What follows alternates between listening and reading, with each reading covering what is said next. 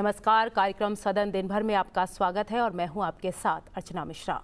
वित्त मंत्री निर्मला सीतारमण ने आज राज्यसभा में केंद्रीय बजट पर हुई चर्चा का जवाब दिया। इसके अलावा दोनों सदनों में वायनाड त्रासदी पर चर्चा और गृह मंत्रालय की ओर से जवाब दिया गया।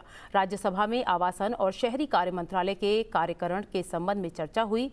वहीं लोकसभा में वर्ष 2024-25 के लिए रेल मंत्रालय के नियंत्रण वाली अनुदान की मांगों पर चर्चा हुई।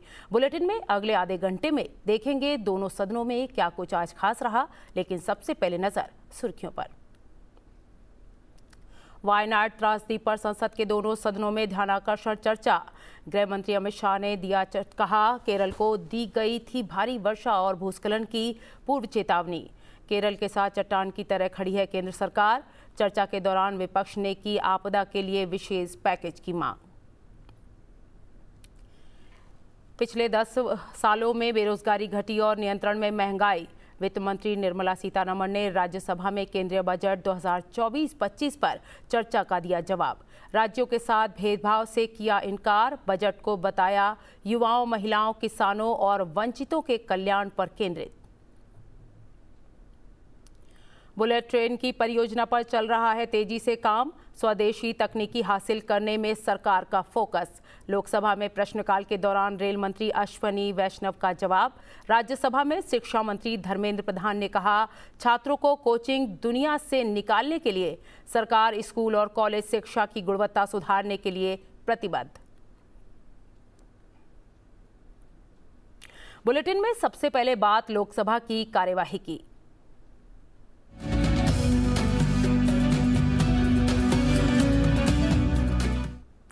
लोकसभा ने पेरिस ओलंपिक में 10 मीटर एयर पिस्टल मिश्रित निशानेबाजी स्पर्धा में कांस्य पदक जीतने वाली मनु भाकर और सरबजोत सिंह को आज बधाई दी। लोकसभा अध्यक्ष ओम बिरला ने सदन की ओर से मनु भाकर और सरबजोत सिंह को कांस्य पदक जीतकर देश का मान बढ़ाने के लिए बधाई दी।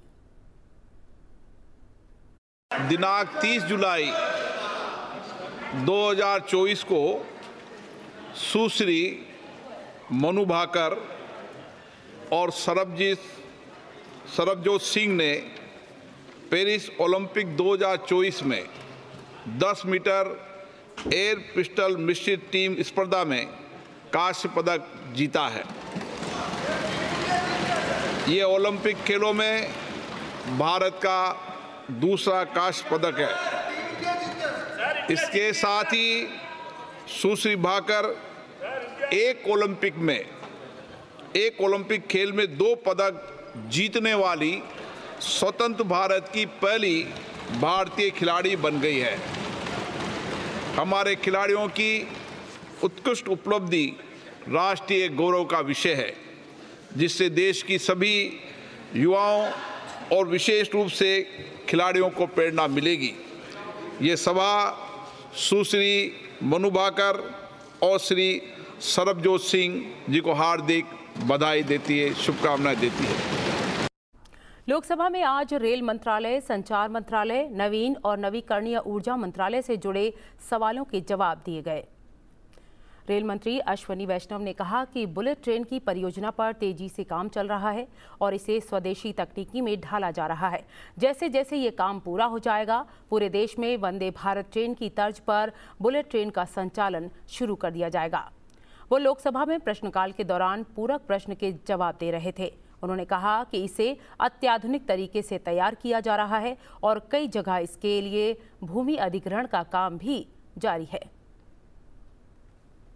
सरकार ने कहा है कि गांव में संचार व्यवस्था को निरंतर बनाए रखने और मामूली गड़बड़ी के कारण पूरी लाइन के ठप होने की समस्या से निपटने के लिए रिंग संचार व्यवस्था शुरू की जा रही है, जिससे कि पूरे गांव का संचार संपर्क ठप ना हो सके। संचार मंत्री ज्योतिरादित्य सिंधिया ने लोकसभा में एक पूरक प्रश्न के जवाब में ये बात कही। प्रश्नकाल के दौरान लोकसभा में जाति की सियासत के मुद्दे पर विपक्षी सदस्यों ने सदन के बीचों बीच जाकर तख्तियां लहराने लगे, जिसके कारण अध्यक्ष को सदन की कार्यवाही 12 बजे तक के लिए स्थगित करनी पड़ी। आप नियोजित तरीके से सदन में गतिरोध करना चाहते हैं। आपने सारे विषय उठाए, जिन मुद्दों को आपने उठाया, उन मुद्दों ने उनको उठाया। अगर कोई मानो नहीं, आपके पास कोई सदन को गतिरोध करना चाहते हैं संसदीय कार्य मंत्री जी। कांग्रेस पार्टी, श्री राहुल गांधी और पूरा कांग्रेस पार्टी सुबह शाम रात जाति जाति जाति करते रहते हैं और यहाँ जाति पूछने पर सवाल खड़ा करता है। कांग्रेस पार्टी ने आज ऐसा काम किया है देश को कमजोर करने के लिए। मैं सर अध्यक्ष महोदय आपके माध्यम से इस सदन को बताना चाहता हूँ, कांग्रेस पार्टी ने सबसे पहले देश को तोड़ने के लिए हमारे देश के सेना के खिलाफ बयानबाजी किया है। लोकसभा में विभिन्न मंत्रालयों से जुड़े पत्र सभा पटल पर रखे गए। इसमें योजना मंत्रालय, सांख्यिकी और कार्यक्रम कार्यान्वयन मंत्रालय, विज्ञान और प्रौद्योगिकी मंत्रालय, पृथ्वी विज्ञान मंत्रालय, कार्मिक लोक शिकायत पेंशन मंत्रालय, परमाणु ऊर्जा विभाग और अंतरिक्ष विभाग से जुड़े पत्र शामिल थे। इसके अलावा संसदीय कार्य मंत्रालय, इलेक्ट्रॉनिक और सूचना प्रौद्योगिकी मंत्रालय, नवीन और नवीकरणीय ऊर्जा मंत्रालय, स्वास्थ्य और परिवार कल्याण मंत्रालय के पत्र भी पटल पर रखे गए। सदन में संचार मंत्रालय, उपभोक्ता मामले, खाद्य और सार्वजनिक वितरण मंत्रालय, पर्यटन मंत्रालय, सूचना और प्रसारण मंत्रालय, खान मंत्रालय, कोयला मंत्रालय, उत्तर पूर्वी क्षेत्र विकास मंत्रालय और अल्पसंख्यक कार्य मंत्रालय से जुड़े पत्र सदन के पटल पर रखे गए। सदन में कार्य मंत्रणा समिति का प्रतिवेदन और मंत्री की ओर से वक्तव्य भी दिया गया। सरकार ने भारतीय वायुयान विधेयक 2024 को लोकसभा में पेश कर दिया। केंद्रीय विमानन मंत्री के राममोहन नायडू ने विधेयक को सदन में पेश किया। Thank you very much, Chairman sir. Sir, first of all, I would like to inform the August House why there was a need to bring this bill, which is the Bharatiya Vayuyan Videyak. And this obviously originates from the Aircraft Act, which has been established during the British time in 1934. And lot of amendments have been made in the Act over numerous occasions, sir. At least to the tune of 21 amendments have been made. And while the amendments have been made, they have been put up, plugged into the original Act in bits and pieces. So because of which there was a lot of confusion in the Act, there was a lot of grey area, there was a lot of redundancy which has originated. And also, whatever civil aviation guidelines, rules, protocols that we follow in this country, it is, I'll just explain to the August House that why I'm bringing the bill first and then I'll come to your point also, sir. So this is because of the ICAO, whatever guidelines and procedures it suggests, we follow them so that it is, we are recognized globally to be an important signatory of the ICAO, sir. And according to that, we have brought a new principal act, which whatever confusion was there earlier, whatever redundancy was there, we have totally kept it outside and we have brought a consolidated principal act which is going to address all the concerns or the recommendations which ICAO has recommended us. बढ़ते आगे, केंद्रीय गृह मंत्री अमित शाह ने संसद को आज आश्वासन दिया कि मूसलाधार बरसात और भूस्खलन के केरल के वायनाड में हुई त्रासदी में केंद्र सरकार, केरल की सरकार और लोगों के साथ चट्टान की तरह डटकर खड़ी है। साथ ही राहत पुनर्वास के कार्यों में कोई कसर नहीं छोड़ी जाएगी। वो लोकसभा में नियम 197 के तहत देश के विभिन्न भागों में भूस्खलन और बाढ़ के कारण जानमाल को हुई हानि के बारे में संक्षिप्त चर्चा का जवाब दे रहे थे। चर्चा में सदस्यों की ओर से आधुनिक चेतावनी प्रणाली के बारे में सवाल उठाए जाने पर स्पष्टीकरण देते हुए गृह मंत्री ने कहा कि देश में हमारे पास विश्व का सबसे आधुनिक पूर्व चेतावनी प्रणाली है, जो कि 7 दिन पहले भी सटीक पूर्वानुमान दे देती है। गृह राज्य मंत्री नित्यानंद राय ने सदन को देश में आपदा तैयारियों की जानकारी दी। सभा के आग्रह पर अनुदानों की मांगों के मध्य में रूल 197 के तहत कॉल अटेंशन लिया जा रहा है। सभा की सहमति है। मानसून के पूर्व देश भर में एनडीआरएफ की टीमें तैनात की गई है और अभी 175 टीमें विभिन्न बाढ़ प्रभावित क्षेत्रों में राज्य सरकारों की सहायता कर रही है। उच्चतम स्तर पर केंद्र सरकार द्वारा स्थिति की निगरानी की जा रही है। गृह मंत्रालय के दोनों नियंत्रण कक्ष 24/7 स्थिति की निगरानी कर रहे हैं और राज्य सरकारों को हर संभव मदद प्रदान की जा रही है। माननीय प्रधानमंत्री जी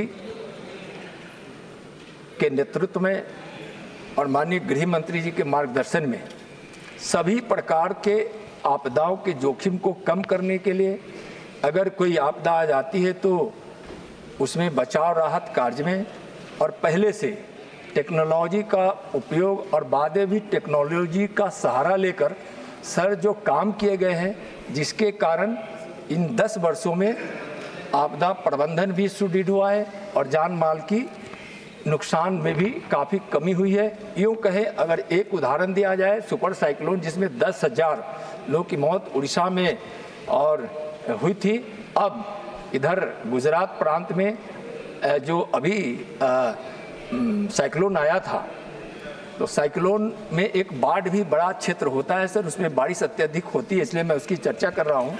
बाकी तो उसके प्रकार हैं ही, और वहाँ शून्य जान माल की क्षति हुई। उसके पहले भी कई राज्यों ने इसका सहारा लेकर और कोऑर्डिनेशन के साथ काम कर आपदा में जान माल और संपत्ति के नुकसान को काफी कम किया है। आधुनिक अर्ली वार्निंग सिस्टम यहाँ स्थापित किए गए हैं 2014 के बाद। मान्यवर, दुनिया में बहुत कम देश है जो 7 दिन पहले आपदा का आकलन सार्वजनिक करते हैं, पूर्वानुमान सार्वजनिक करते हैं। भारत वो चंद 4-5 देशों में है जो 7 दिन के पहले पूर्वानुमान साझा करता है। हर बृहस्पतिवार को हम अगले पखवाड़े का जो पॉसिबल, वो इतना सटीक नहीं होता है मगर पूर्वानुमान देते हैं। 18 जुलाई को ही पूर्वानुमान दिया था कि केरल के पश्चिम तट के क्षेत्र में सामान्य से ज़्यादा वर्षा होगी। फिर 25 जुलाई को उसको स्पेसिफिक कर भारी वर्षा होगी, बहुत भारी वर्षा होगी ये कहा, और फिर 23 जुलाई को अति भारी वर्षा होगी, 20 mm से ज़्यादा वर्षा होगी ये भी कहा, और इससे भी ज़्यादा हो सकती है। 23 तारीख को ही एडवांस में क्या किया पूछा गया सदस्यों द्वारा। 23 तारीख को ही हमने 8 NDRF के पूरे दल वहां पर भेज दिए गए। इसकी अर्ली वार्निंग सिस्टम को कभी कभार वो गलत भी हो सकता है, परंतु फिर भी किसी को हटाने में कोई नुकसान नहीं हटाया और बाढ़ आ गई या भूस्खलन हो गया तो मारे जाते हैं। इसको गंभीरता से लेना चाहिए और स्फूर्ति के साथ इसको करना चाहिए। जहां तक स्फूर्ति का सवाल है, भारत सरकार ने बचाव कार्य में कोई कसर नहीं छोड़ी है। हमारा हर वर्टिकल जो बचाव के लिए बना है, हर वर्टिकल आज वहां मौजूद है, दिन रात काम कर रहे हैं। प्रधानमंत्री जी स्वयं कंट्रोल रूम से सीधी जानकारी दे रहे हैं, मेरा कार्यालय और मैं भी ले रहे हैं। नित्यानंद राय जी हर रोज 4 घंटे वहां पर कंट्रोल रूम में खुद मेरे MOS बैठ रहे हैं और इसका मॉनिटरिंग कर रहे हैं। मैं इतना केरल की जनता को जरूर आश्वस्त करना चाहता हूं कि रिलीफ और रिहेबिलिटेशन के लिए हम कोई कसर नहीं छोड़ेंगे। भारत सरकार इस संकट की घड़ी में केरल सरकार के साथ चट्टान की तरह खड़ी। कार्यक्रम सदन दिन भर में अब बात करते हैं राज्यसभा की कार्यवाही की खबरों की।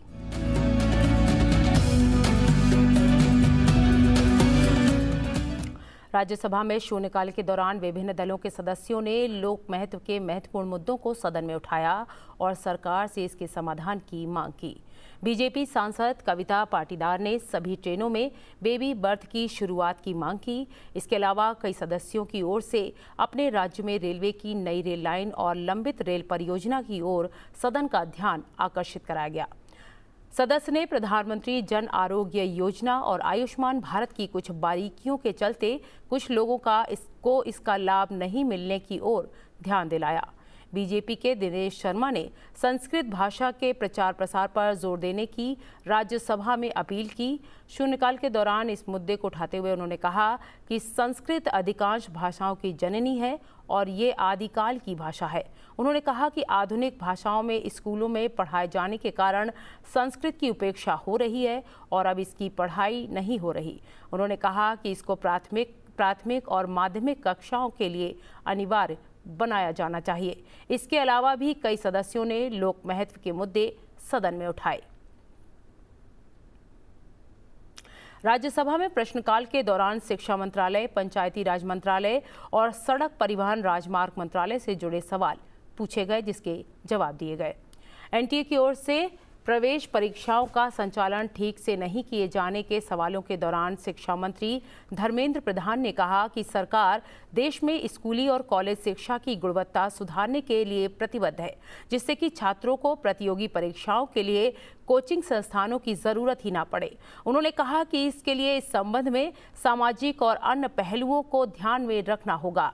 इसके अलावा पंचायती राज मंत्रालय से ग्रामीण स्थानीय निकायों के साथ उत्पाद शुल्क साझा किए जाने और पश्चिम बंगाल में एक्सप्रेसवे की प्रगति से जुड़े सवालों का सड़क परिवहन और राजमार्ग मंत्रालय की ओर से जवाब दिया गया। राज्यसभा में विभिन्न मंत्रालय से जुड़े पत्रों को सभा पटल पर रखा गया। शिक्षा मंत्रालय, गृह मंत्रालय, सामाजिक न्याय और अधिकारिता मंत्रालय से जुड़े पत्र सदन के पटल पर रखे गए। इसके अलावा सड़क परिवहन और राजमार्ग मंत्रालय के पत्र भी पटल पर रखे गए। इसके अलावा सड़क परिवहन राजमार्ग राज्य मंत्री की ओर से मंत्रालय की अनुदानों की मांगों 2023-24 से जुड़ी संसदीय समिति की सिफारिशों के कार्यान्वयन की स्थिति के संबंध में वक्तव्य दिया गया। साथ ही राजभाषा समिति के लिए निर्वाचन का प्रस्ताव भी रखा गया। राज्यसभा में आज केरल के वायनाड जिले में विनाशकारी भूस्खलन से उत्पन्न स्थिति के संबंध में ध्यानाकर्षण प्रस्ताव पर चर्चा हुई। चर्चा में केरल को वायनाड में प्राकृतिक आपदा से निपटने के लिए विशेष पैकेज देने की मांग की गई। चर्चा में हिस्सा लेते हुए सीपीएम और कांग्रेस के सांसदों ने कहा कि केरल सरकार स्थिति से निपटने के लिए पूरा प्रयास कर रही है। केरल को केंद्र सरकार से मदद चाहिए। वायनाड में विशेष पैकेज दिया जाना चाहिए। राहत और बचाव अभियान में तेजी लाई जानी चाहिए। वहीं सत्ता पक्ष के सांसदों ने केंद्र की ओर से दी जा रही मदद का जिक्र किया।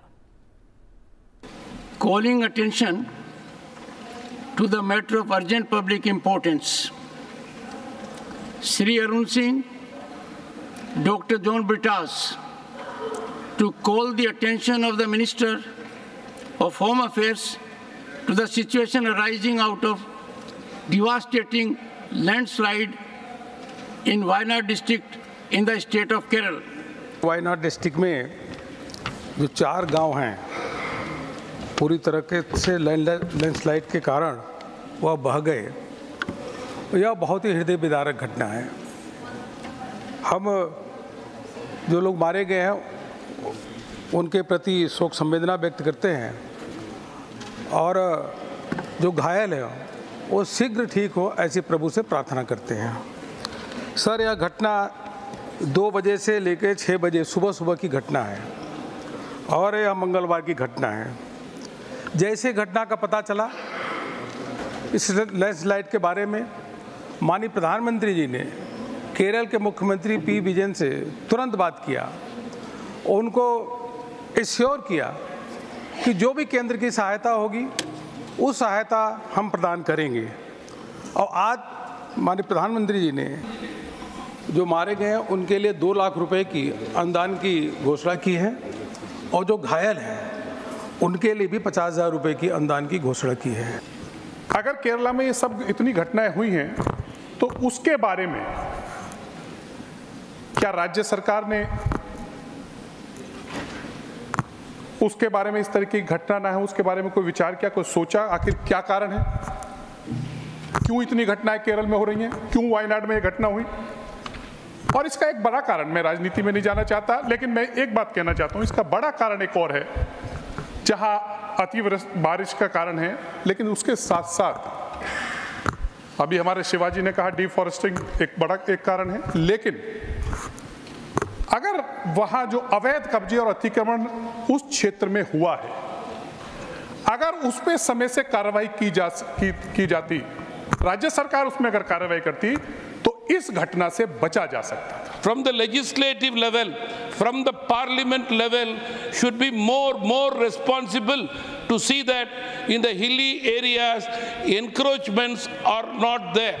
The government should take more concern on this so that we can save more lives in these kinds of disasters, sir. To conclude, I would like to say, sir, that the central government has given immediate assistance, help, hope to the disturbed people there. At the same time, sir, the central government will be with the rehabilitation with the people of Kerala. Why not? Thank you, sir. I would urge the government and the Honorable Home Minister to try to get some, because technologies are much better than in the past, some kind of mapping of the entire ecologically sensitive zones, and especially where there's so much heavy rainfall. Western Ghats receive the highest rainfall probably in the country. Even in the hills like Uttarakhand, Himachal, and many other parts of the country where we have, because sir, at one time, you will have to balance the needs of humanity, the growing needs of an aspirational nation, the developmental needs.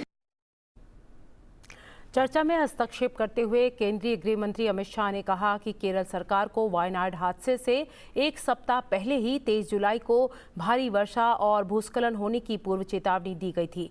उन्होंने कहा कि संकट की इस घड़ी में केंद्र सरकार पूरी तरह से केरल सरकार और वहां के लोगों के साथ एकजुट है।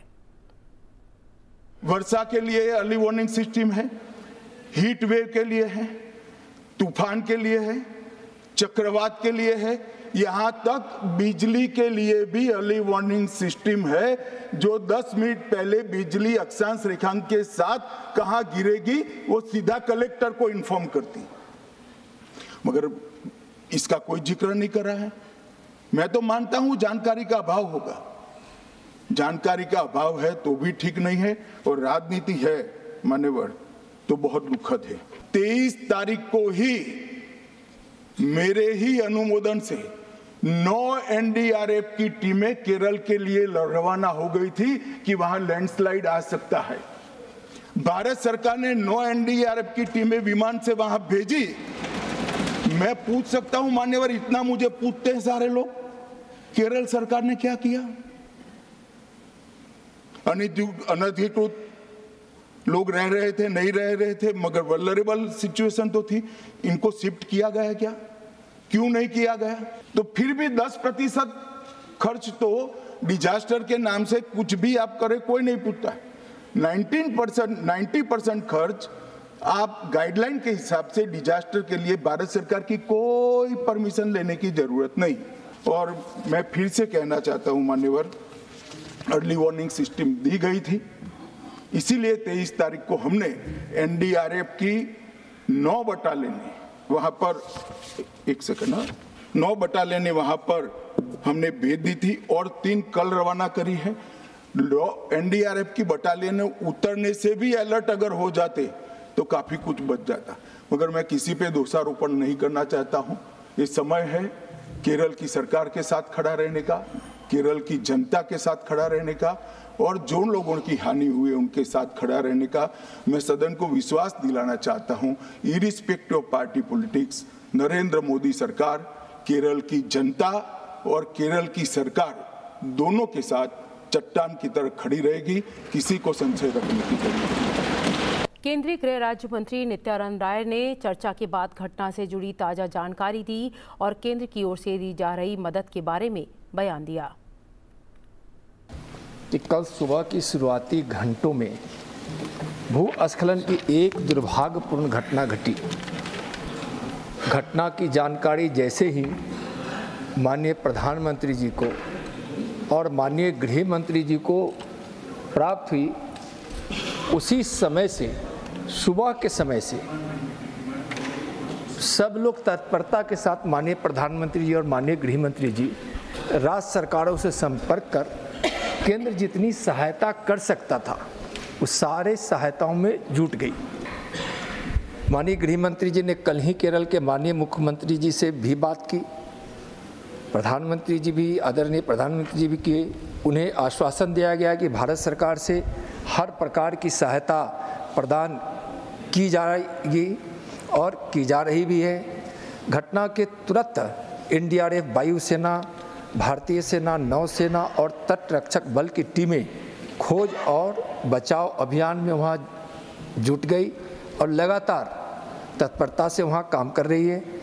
3 बेली पुलों के निर्माण के लिए सेना के मद्रास इंजीनियरिंग ग्रुप के कॉलम तैनात किए गए हैं।